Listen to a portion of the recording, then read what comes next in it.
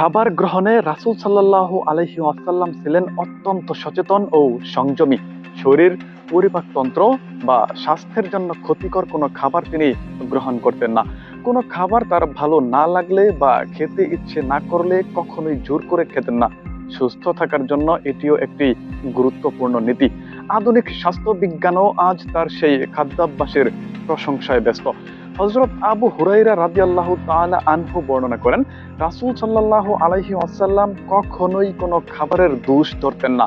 পছন্দ হলে খেতেন, আর পছন্দ না হলে নীরবে রেখে দিতেন।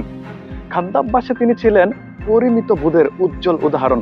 তিনি বলেছেন, মুমিন এক অন্ত্রে আহার করে আর কাফির 7 অন্ত্রে আহার করে। অর্থাৎ একজন মুমিনের বৈশিষ্ট্য হলো সংযম ও পরিমিত আহার, অতি ভোজন নয়। রাসূলুল্লাহ সবসময় স্বাস্থ্যসম্মত খাদ্যাভ্যাস অনুসরণ করতেন। অতিরিক্ত গরম, ধোঁয়া ওঠা খাবার তিনি কখনোই সঙ্গে সঙ্গে খেতেন না। খাবার কিছুটা ঠান্ডা হওয়া পর্যন্ত অপেক্ষা করতেন, তারপর আহার করতেন।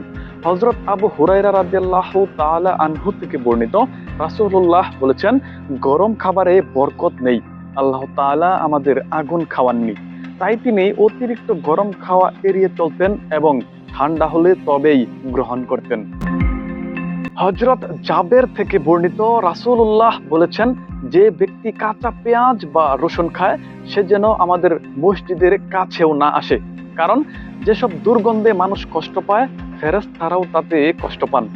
আর এর অর্থ এই নয় যে কাঁচা পেঁয়াজ বা রসুন খাওয়া হারাম, বরং মুখে দুর্গন্ধ থাকলে তা দূর না করে মসজিদে যাওয়া নিরুৎসাহিত করা হয়েছে। তবে রান্না করা বা গন্ধহীন পেঁয়াজ রসুন খেতে কোনো সমস্যা নেই। এভাবেই রাসূলুল্লাহ সাল্লাল্লাহু আলাইহি ওয়াসাল্লাম ইবাদতের পাশাপাশি পরিচ্ছন্নতা ও অন্যের স্বাচ্ছন্দ্যের প্রতিও গুরুত্ব দিয়েছেন।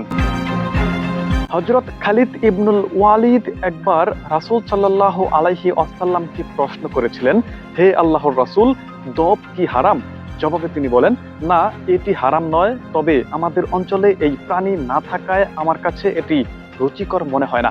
অর্থাৎ ব্যক্তিগতভাবে কোনো খাবার অপছন্দ হলেও রাসূল সাল্লাল্লাহু আলাইহি ওয়াসাল্লাম সেটিকে হারাম ঘোষণা করেননি। তবে হানাফি মাযহাবে দব খাওয়াকে জায়েজ মনে করা হয় না। মুক্তাকিন হুসাইন, দ্য লিজেন্ড নিউজ।